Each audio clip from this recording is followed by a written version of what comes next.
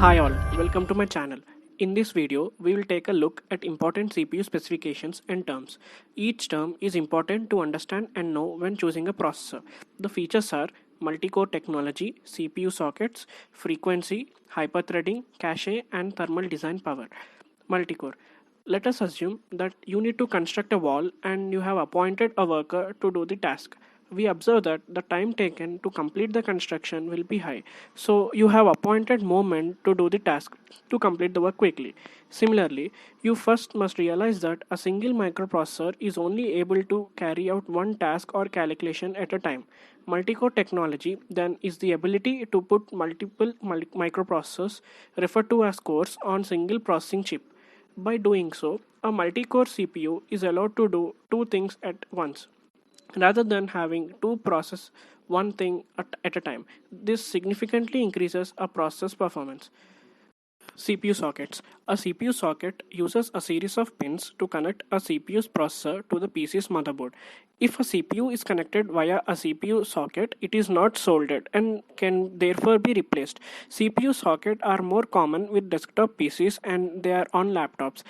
As processing technology advances, the two main CPU manufacturers, Intel and AMD, continuously come out with new series of CPUs. With each series, we see a newer and more improved architecture that is capable of providing more performance. Both Intel and AMD are usually working on multiple series of CPUs at the same time. For instance, both manufacturers have their mainstream processors as well their server oriented processors, and newer series of CPUs are coming out every couple of years. Along with different series of processors, there are also different sockets matching your CPU with motherboard. That has the current socket is crucial. If you get motherboard that has socket that isn't compatible with your CPU, then you will have to send one or the other back because they will not work together. So the main thing you need to understand about CPU series and socket types is that you should find a processor motherboard combination that have compatible sockets, but also combination that features the most up-to-date series and architecture as it is affordable. Operating frequency. CPU operating frequency or clock rate, which is measured in hertz, is somewhat of misunderstood concept among the first-time builders. A lot of first-time builders consider the operating frequency to be the end-all be-all of determining the value of processor. However, this couldn't be further from the truth. The operating frequency of a processor is how fast it can complete a single cycle of work. The higher the frequency, the faster it can complete a single cycle of work. However, a higher operating frequency does not equal more performance. This is because CPUs having set number of instructions per clock cycle, then they will process. For example, if a processor can complete 1 million instructions per clock cycle and each clock cycle has frequency of 4 GHz, it will still not perform as well as a CPU operating at 3.7 GHz that is completing 2 million instructions per clock cycle. Hyperthreading. We have already talked about the importance of cores and how they help the CPU multitask. Hyperthreading is another Intel specific technology that allows microprocessor to be more efficient in certain CPU intensive tasks. Basically, hyperthreading allows CPU to work on two different threads at the same time. Unlike core technology, hyperthreading doesn't enable the microprocessor to do multiple things at once. Instead, it allows the processor to work on two different things simultaneously. To better understand this, imagine working on an assembly line at a toy factory. On your assembly line, you need to install the headpiece onto an action figure's body.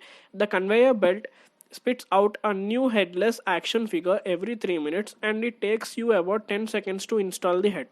That leaves about 2 minutes and 50 seconds of time where you are doing nothing but waiting for the next headless action figure to come down the belt.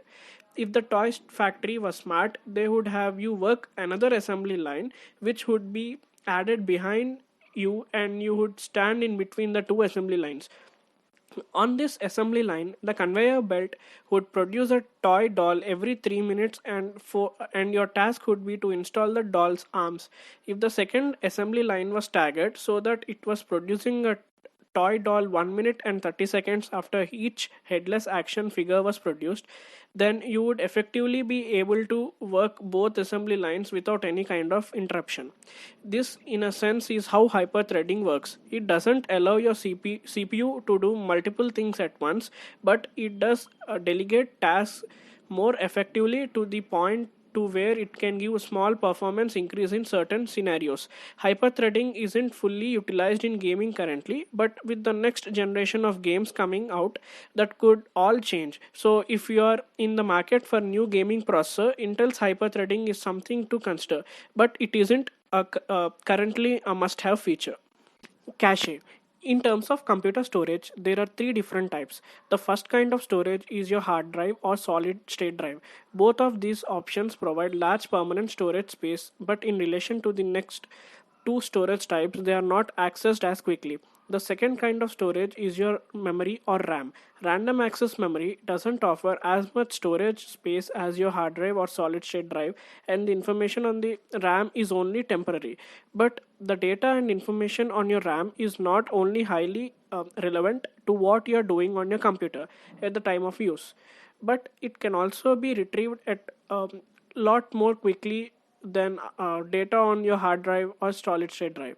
Finally, there is cache. Cache is on board memory for your processor. It is like RAM, but it offers even quicker access since it is located directly on your processor.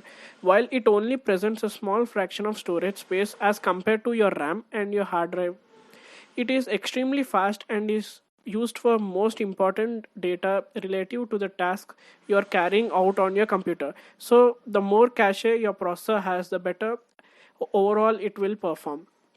Thermal design power, or TDP, is a measure of the average maximum power a processor can dissipate while running software in watts. Essentially, it is an indicator of the quality of cooling system you will need in order to keep your CPU at an acceptable temperature. The lower the TDP of a processor, the less cooling it will need in order to operate at acceptable temperature levels. The higher the TDP of a CPU, and more cooling you will be needing. Thank you. Please like and subscribe to my channel.